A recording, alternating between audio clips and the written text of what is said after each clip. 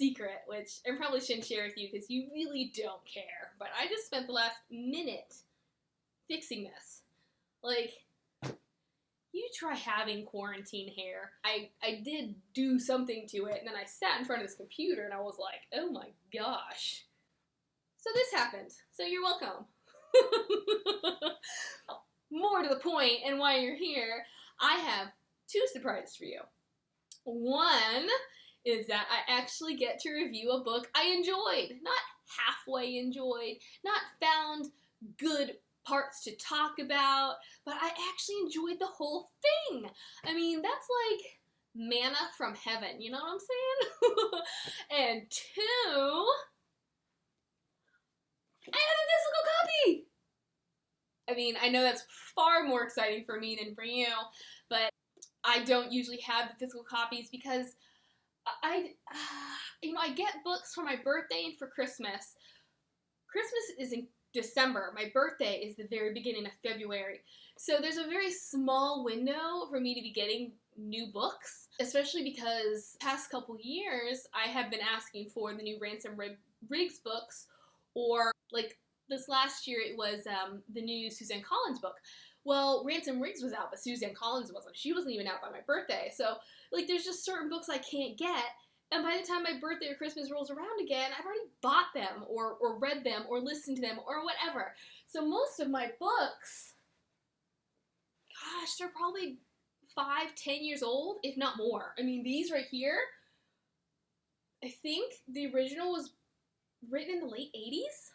I discovered them when I was in middle school. I'm far past middle school. Yeah. I mean, well, there's this new Kate Morton book here, The Clockmaker's Daughter, and that came out, I think, last year. So I have one new-ish book. But, you know, my reading is as such that I'm not going to read the new hot books just because they're the new hot books, and everybody's going to be reviewing them anyways. I'm going to be talking about the books that I enjoy, and I'm going to tell you about them because I'm just that kind of person. Like, I like to talk about what I like, and if you don't like it, well, you can leave. Like, you can turn me off. That's fine. I'll talk to myself. So I was really excited, and I think, so Colleen Oakes, this book is the first in the Wendy Darling series. This is Stars. She wrote another series called The Queen of Hearts because she just wanted to start exploring secondary characters from well-known stories or fairy tales. So she wrote the Queen of Hearts series, and I think she traditionally published that. This one, I'm not sure if she actually went through a publisher for this series. But one, this cover, guys, I can't get enough. I think it's beautiful. And 2, the book, it's like velvet. It's amazing. It's not like that Twilight one where it's all sleek and shiny. It has a texture to it, and I just love feeling it. So, you know, aside from having something to show you, it's just so nice to have it in my hands and to read it. But like I've said, it's nice to know I'm halfway through the book. I have this much of my book left. Oh no, I'm done. You know, it's fantastic. Let's actually talk about the book, right? So, this one is Stars, and it is a dark retelling of Peter Pan, which, you know, the thing about books is there is no such thing as ingenuity. Like, everything has already been done.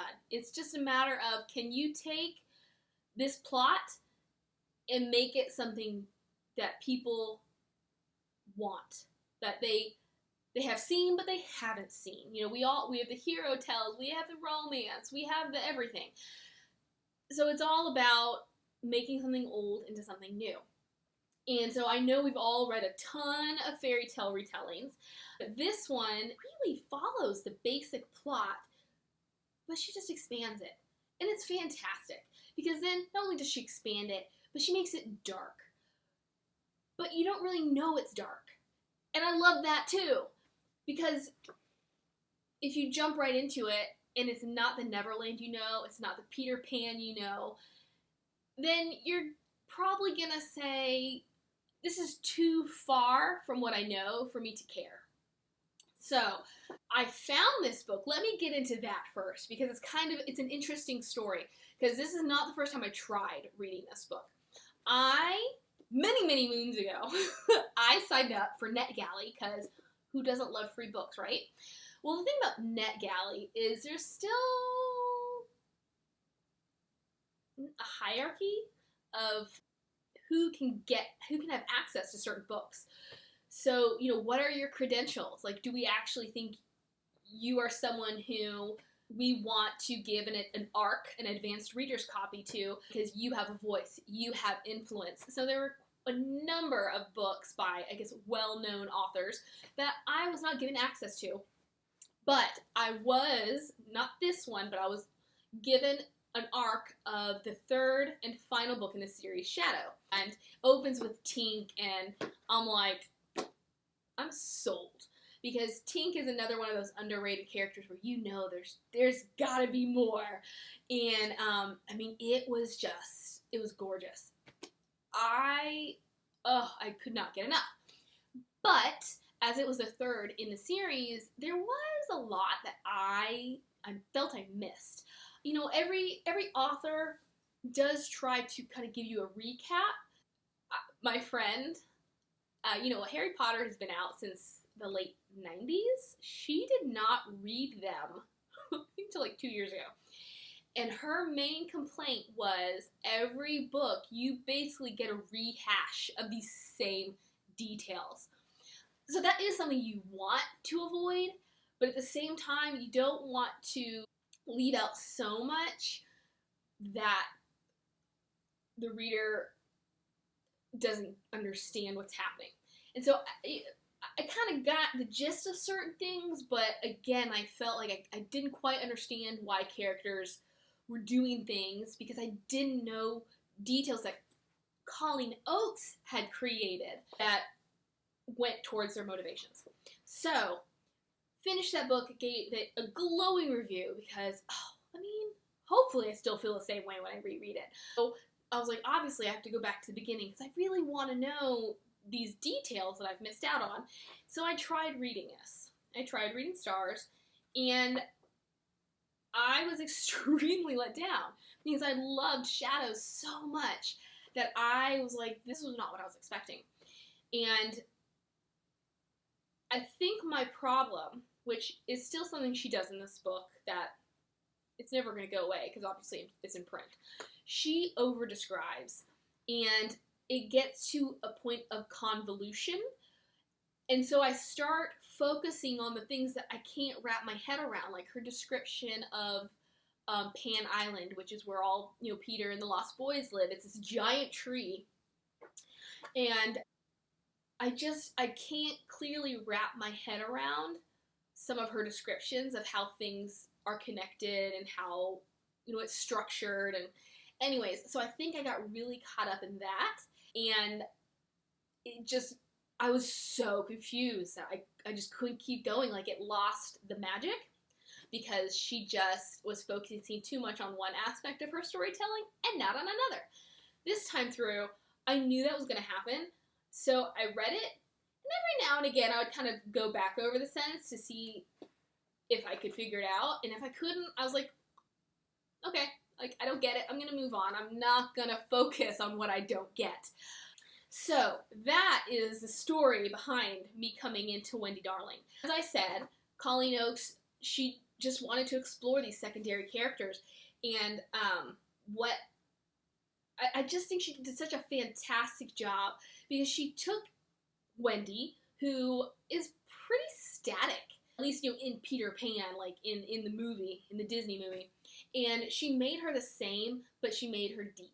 She gave her depth and dimension while still keeping her integrity.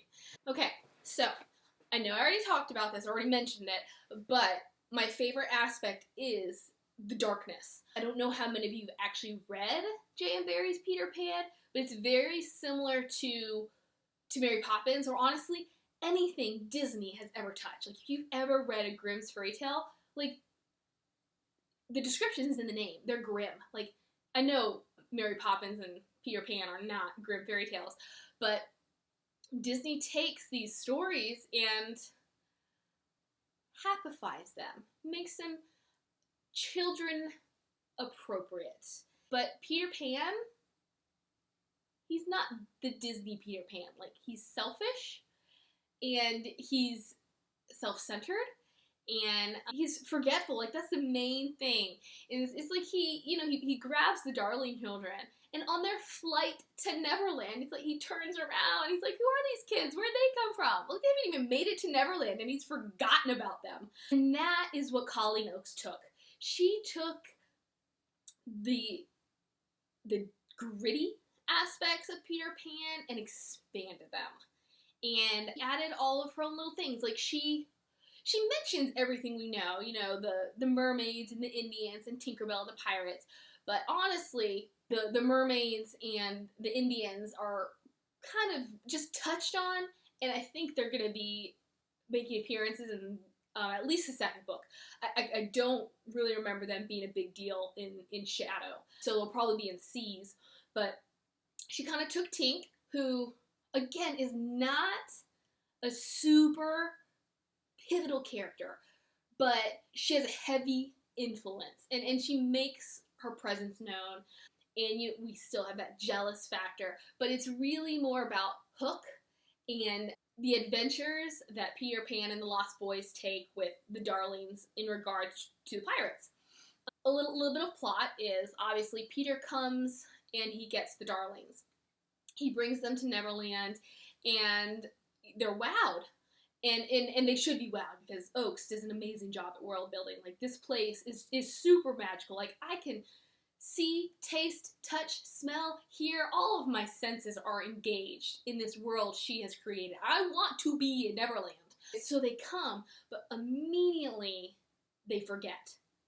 So it's like they have the outer edges of their memories. It's like they know they have parents, but what are their parents' names? They know they're not from Neverland, but what's that place called? And then it's kind of like, well, who are those people that took care of us? What are they called? Like, not only do they not know their names, but they're like, they don't know they can't remember the word parent. So Neverland and Peter, who's extremely attractive and extremely charming, draws them in. All of a sudden, they're in this land with no rules, although Wendy keeps her sensibilities to an extent. But yeah, so they're in this world of no rules and beauty and possibility, and they just get sucked in. And Peter, he's saying, we're going to celebrate their arrival, but we can't do that because we're out of alcohol. Basically, we have no more liquor, no more wine, so we need to raid the pirate ships. And then John, who's extremely intelligent, is like, well, what about this other place, which is Skull Rock, although they call it the Vault in the book? Well, isn't that where they would keep most of their stores? Like, why would they keep all this stuff on the ships? And so Peter, like, you're right.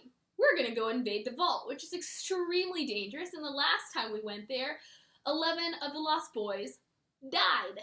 Anyways, so then Wendy's like, well, John is not ready to fight. He's not ready to be in battle. So I don't think he should come. And that lends itself to one of the plot points that Colleen Oakes includes, and there's this sibling rivalry between Wendy and John. Like, there's just tension between them. And even though she is just trying to protect him and make sure he's safe, he sees it as, you are treating me like child. You're trying to be my mom. And within Lost Boys, there is a hierarchy among them.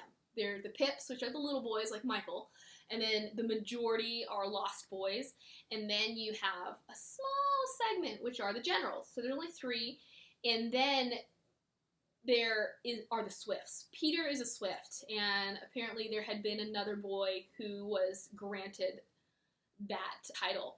A Swift is essentially someone who's given the permanent power of flight. Anyway, so this other boy, he is promoted to Swift, but then he dies shortly afterwards, but then he dies before they can even tell the Lost Boys that he's a Swift.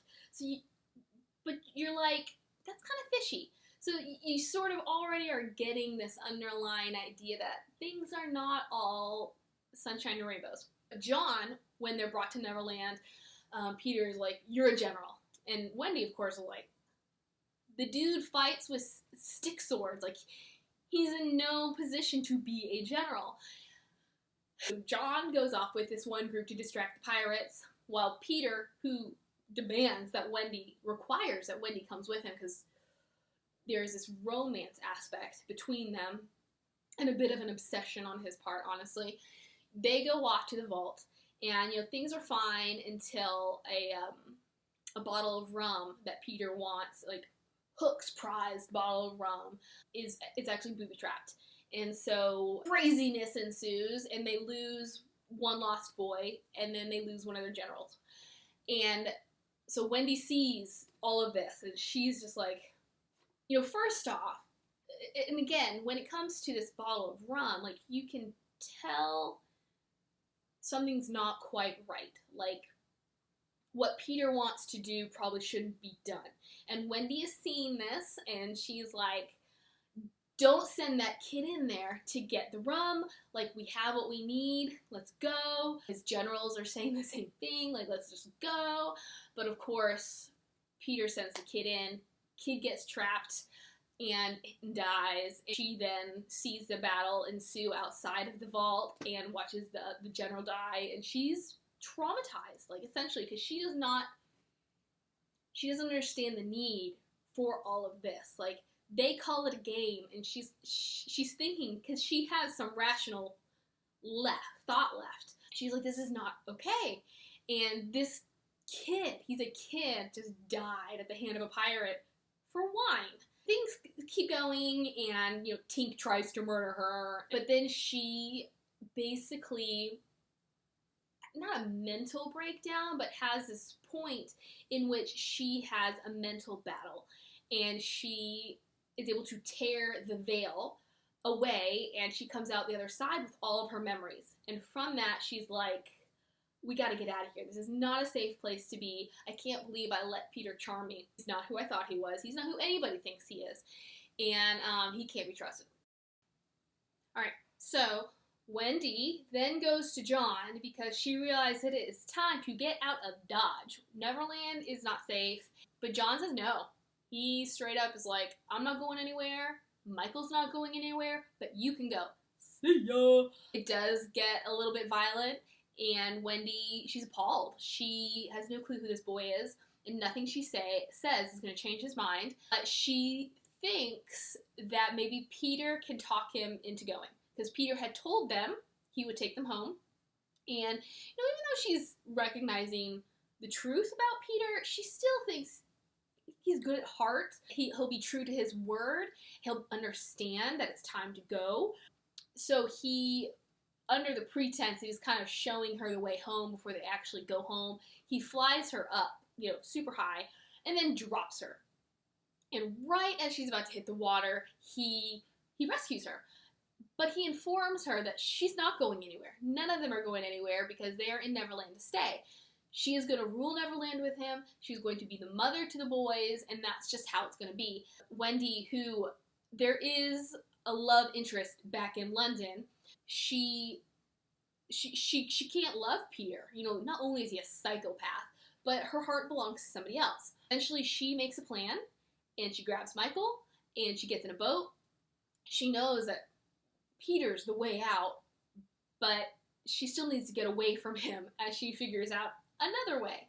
Inevitably, Peter finds them, and a near-death altercation occurs, from which she's only saved by the arrival of Captain Hook and his ship, the Sudden Night. It is a cliffhanger, but it's pretty exciting, because Colleen Oakes does wrap up this first book. She answers all of my questions, but I'm still questioning, are those answers the real answers? So I want to get to this next book to see what other answers I might actually get, and to know more about Hook. Because obviously Peter and Wendy are multifaceted characters. They are who we know, but they're not. They're more than that. And so Hook and his pirates are basically the stereotype, from the Disney version. But because of the revelations of Peter and Wendy and Tinkerbell and just all these other characters, there's got to be more to Hook.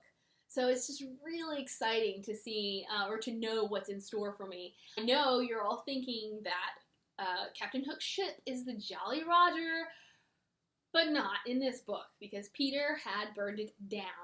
Now he sails the Sun Knight, which is like a behemoth Lost Boy killer. So it's really cool. You know, again, like Colleen just keeps pulling out new things and adding dimension and just expanding this world. I mean, it's just, her world building is fantastic. I just love it. Let me talk a little bit more about Tink. I know I mentioned that she tried to kill Wendy, but I know you're all, or at least I'm hoping you're all like, well, talk about her because she's an important character. And really what Colleen Oakes does is she exploits Tink's jealousy.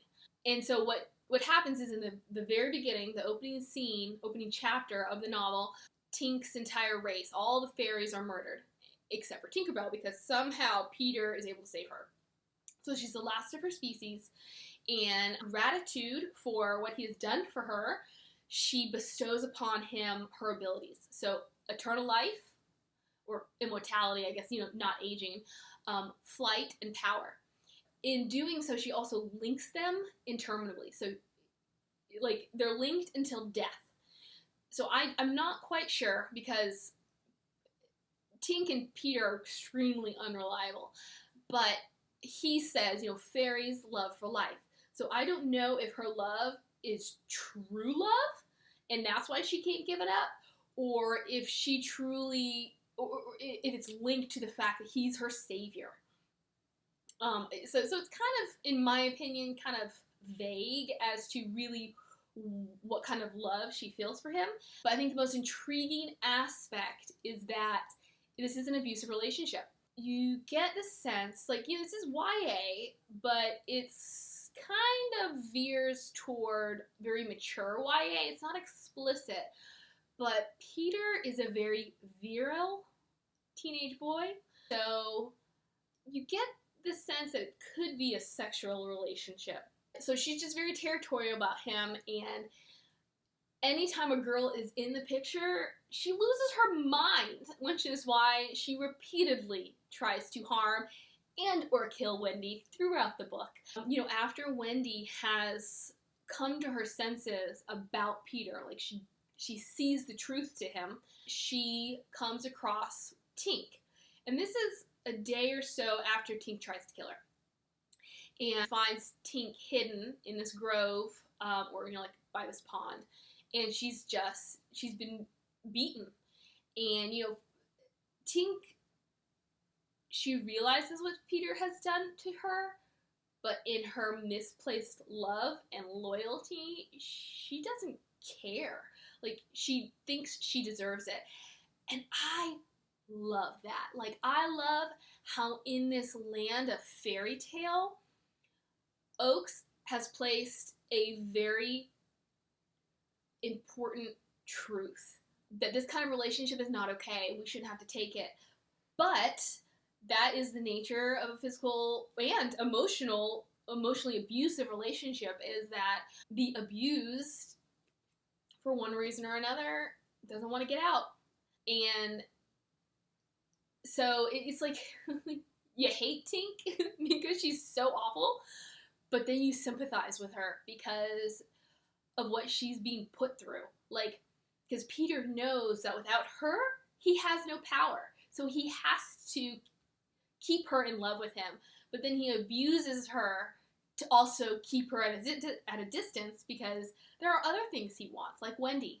And he can't have, I guess, this relationship, this monogamous relationship with Tinkerbell, and also have Wendy. Tinkerbell, I mean, honestly, I think all the characters, even the Lost Boys and the Pips and the Generals, who there's like 200 boys. So you don't really get a whole lot of background on all of them, but somehow Oakes is able to connect you to them. And so you worry and you care about all of them. And I think that is really a mark of a successful writer, that they can get you to care about everybody from big to small. And what I found while I was reading is that I obviously the end varies from the story we all know, but I kind of knew what the plot was going to be. Like, I didn't know specifics, but I knew they were going to come to Neverland, they were going to encounter pirates, or, some other type of character that we are familiar with, and, it'll go from there. But what really, really drew me in were the questions. Every writer should have the reader asking questions. And I was like, I wanted to know mostly Peter. Like, he was so intriguing. I want to know where he came from. I want to know how things got the way they were. I want to know what was wrong with him. Like, why was he a psychopath? I wanted to know about the Lost Boys. Like, how did they come? Because you're told that they are the unloved, the dregs of society that Peter rescues. But that's not true. Like, there's more to it. So I'm just like, how did these boys get in this circumstance? I wanted to know about Wendy. Like, how was she going to develop? I wanted to know about John. Like, what was going to go on with them? There was so many questions. I wanted to know about what happened to the Indians, because we're told that they just disappeared. They're all gone. But that's not true. Again, like, there's all these things we're told, but throughout the unfolding of the narrative, you're like, there's more to the story, and I want to know what that is. And that was really what kept me going. I was like,